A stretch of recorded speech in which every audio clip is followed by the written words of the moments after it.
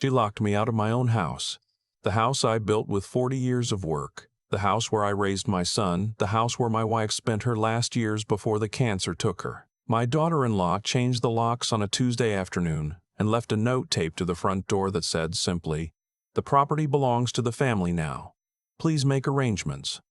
I stood on that porch for a long time, long enough that my neighbor Harold came out to ask if everything was okay. I told him yes. I lied. Let me go back to the beginning, because if I start there, you'll understand why I didn't yell, why I didn't pound on that door, why I walked calmly back to my car, sat in the driver's seat, and made a single phone call. My name is Arthur. I'm 68 years old. I spent 37 years building a property management company in Calgary, starting with 2 rental units I bought with money I borrowed from my father-in-law, God rest him. By the time I sold the operational side of the business and stepped back at 65, I had 22 properties across Alberta, a 3-bedroom house in the west end of the city, and a secondary property in Canmore, a mountain cabin my wife Claire and I bought in 2009, the one place she said she felt completely at peace. Claire passed away 4 years ago, breast cancer. She fought it for 2.5 years, and she did it with more dignity than I've ever seen in a human being. When she was gone, the cabin became something I couldn't bring myself to sell. I went there some weekends. I'd sit on the deck and look at the mountains and drink my coffee and talk to her out loud, which I know sounds like something a man my age shouldn't admit. But grief does things to you. And it was the only place I felt close to her. My son is 34. His name is Connor. He's smart, genuinely smart, the kind of kid who got a scholarship to the University of Alberta for engineering, graduated with honors, got hired immediately by an energy firm downtown. I was proud of him in a way that I don't have words for. He's also the kind of smart that never got tested by hardship, because I made sure he didn't have to experience hardship. I paid for everything: university tuition, his first car, the deposit on his first apartment. When he struggled during COVID and his firm cut his hours, I topped up his account every month without him asking. That's on me. I know that now. He met his wife. I'll call her his wife, though right now the word sits in my mouth like a stone, at a work function 3 years ago. Vanessa, 31, sharp. Beautiful in that precise, deliberate way that always made me slightly uneasy, like everything about her was a performance being given for a specific audience. She was polite to me. Perfectly polite. The kind of polite that keeps you at arm's length while smiling directly at you. They moved quickly. Engaged within 8 months, wedding planned for 14 months later. My son called me, excited, and asked if I would help with the wedding costs. Of course I said yes. This is what parents do. I sat down with him and we worked out a number. $80,000, which in Calgary in 2024, for a wedding of 120 guests at a hotel downtown, is not extravagant, it's just real. I wrote the first check for the deposit without hesitation. What I didn't know, what Connor either didn't know or chose not to tell me, was that Vanessa's parents had already made clear they weren't contributing significantly. Her father had retired early and they were living on a fixed income in Kelowna. Which is fine, that's their situation, but it meant that the entire financial weight of this wedding landed on me, and no one thought to mention that when I agreed to help. Over the following months, the number crept up. 80,000 became 95, then 110, flowers, upgraded catering, a videographer who charged $1,800 just for the highlight reel, a rehearsal dinner that Vanessa decided should include her extended family. 12 people I had never met, at a restaurant on Stephen Avenue, where the bill came to $4,000, and somehow I was the one who received it at the end of the night. I paid it all. I'm not telling you this to make myself a martyr. I'm telling you because context matters. The wedding was in September last year, Saturday evening at the Fairmont. It was genuinely beautiful, I'll give her that. The venue looked like something from a magazine. The food was excellent. The speeches were warm. Connor looked happy. I held on to that all night. Whatever I thought about Vanessa, he looked genuinely happy, and I thought, this is worth it. This is what the money was for. The moment things changed happened near the end of the night, maybe 10:30. The dancing had slowed. People were at tables. The bar was still busy. Connor had gone off somewhere with a group of his friends, and I was standing near the back talking to my brother and his wife when Vanessa appeared beside me. She was still in her dress. She'd had a few drinks. I could tell by the way her precision had slipped slightly, the way her vowels had softened. She asked to speak with me privately. We stepped into the hallway just outside the main ballroom. The noise dropped. I could hear the faint sound of the DJ through the wall. She said, "Arthur, now that Connor and I are starting our lives together, we think it makes sense for us to take over the Canmore property." I thought I'd misheard her. "Sorry." "The cabin," she said. "It doesn't make sense for it to just sit there. We could use it, rent it out seasonally, build some equity with it. You should sign it over to us." The hallway was carpeted in that deep hotel burgundy. I remember staring at the pattern for a moment before I looked back at her. "That cabin belonged to my wife," I said. "That's Claire's cabin. I'm not signing it over to anyone." She tilted her head slightly. She said, "With respect, Claire is gone. And you have the house. You don't need both." Something cold moved through me then. Not anger. Not yet. Something quieter than anger. Something that recognized what this was. I said, "This conversation is over, Vanessa." I don't know exactly what she expected me to say. But whatever she expected, she didn't get it, and that seemed to make something in her snap. She stepped closer to me and said, in a voice that was very controlled and very quiet, "Don't be stubborn about this. Connor and I have been very patient." I said, "I think you should go back to your reception." She grabbed my arm, gripped tight enough that I felt it, and then she said, "If you don't sign that property over in the next 30 days, we will contest your estate planning and make your life very difficult." I looked at her hand on my arm. She released it. "Good night, Vanessa," I said. I walked back into the ballroom.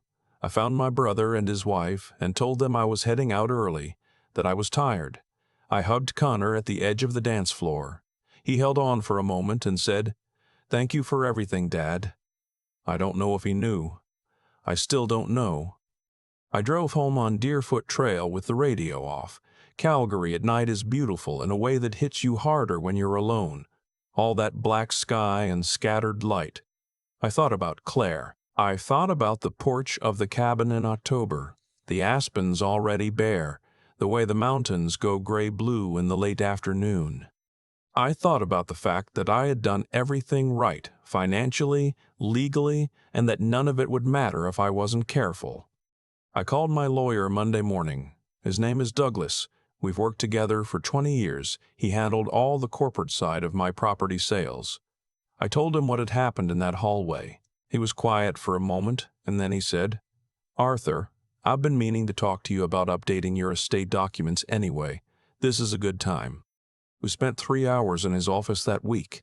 We reviewed everything, my will, my property titles, the beneficiary designations on my RRSPs, and my RIF, my insurance policies. My estate was, as Douglas put it, structured for a different era. Claire was listed as primary beneficiary on nearly everything, and after her passing, Connor had become the default. Nothing was wrong with it legally. But it was loose. It was the kind of structure that assumes goodwill on all sides. We fixed that. Without going into the legal specifics, because they're mine and not the point, we established a trust for the Canmore property that placed it under specific conditions and outside of any claims through marriage. We updated the will. We reviewed the business succession documents. We also, at Douglas's suggestion, moved the title of the Canmore property into a holding company I'd set up years ago, but never fully used. That alone removed it from the direct line of any estate challenge. Douglas said, at the end of our second meeting, "If she follows through on that threat, she'll find a wall." I went home and I waited. 6 weeks passed. Connor called a few times, normal calls, asking how I was, telling me about work, not mentioning the wedding conversation. Either Vanessa hadn't told him or he was pretending she hadn't. I didn't bring it up. I wasn't ready. Then a Tuesday in November. I'd been in Canmore for the weekend and driven back to Calgary that morning.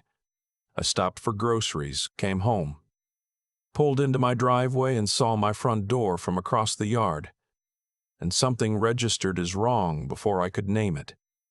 The lock was different. The brass handle I'd had for 15 years was gone, replaced with something matte black and new. I tried my key. It didn't turn. That's when I saw the note. The property belongs to the family now. Please make arrangements. No signature, but I knew. I stood there on that porch. Harold from next door came over, genuinely worried, and I told him I was fine. I went back to my car. I sat in the driver's seat for maybe 2 minutes, looking at my own front door. Then I called Douglas. He said, "Don't engage with them directly, not yet." I called my property manager, a woman named Sandra who has worked with me for 12 years. I said, "I need you to do 3 things." She said, "Tell me." I told her. What happened over the next 72 hours was not dramatic. It was paperwork. It was phone calls. It was Douglas coordinating with an emergency locksmith under the authority of the property title, which was in my name, clearly and exclusively, and the Calgary Police Service being notified of an unlawful entry and lock change on a private residence. It was Connor and Vanessa discovering that whatever they thought they had done it without any legal basis whatsoever, and that the consequences were moving faster than they anticipated. Connor called me that night. He was not calm. He said, "Dad, this is our home now. We've been talking about this for months. You don't need that big house. You have the cabin." I said, "Connor, I want you to listen to me very carefully. I own that house. I have owned it for 22 years. No conversation you and Vanessa had between yourselves changes that.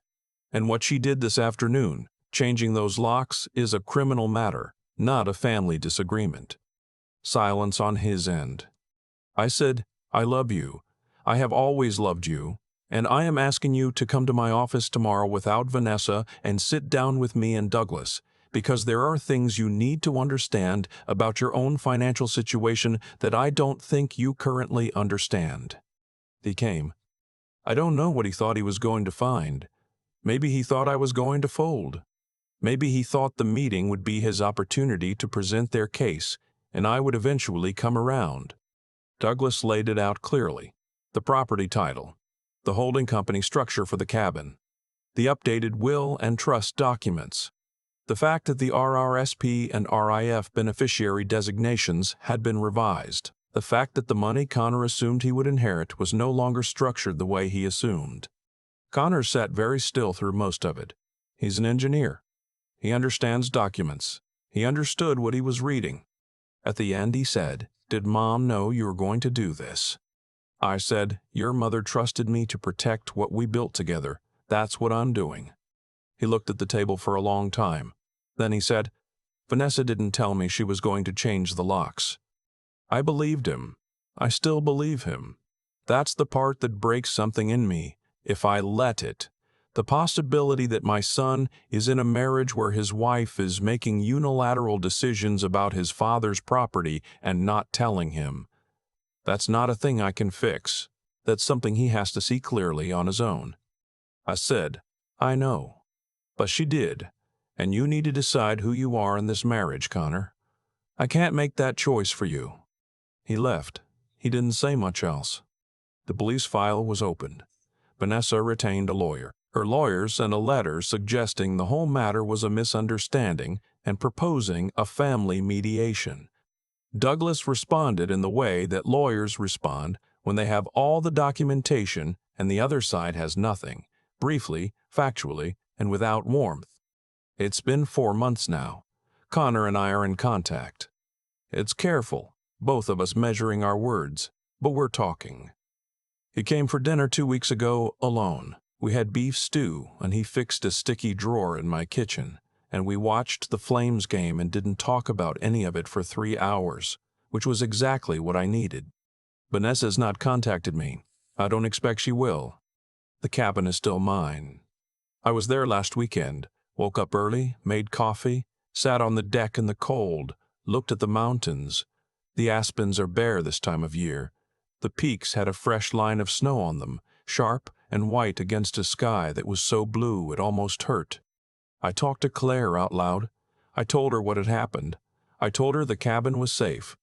Then I came inside, refilled my cup, and let the silence do what only silence can, hold everything that's too large for words. You don't stop loving your children when they disappoint you. That's not how it works. But you do stop pretending that love is the same thing as surrender. I spent 68 years building something real, and I am not ashamed of the phone call I made from my driveway, or the meetings with Douglas, or the documents we sign. What I built is mine. What Claire and I built together is protected.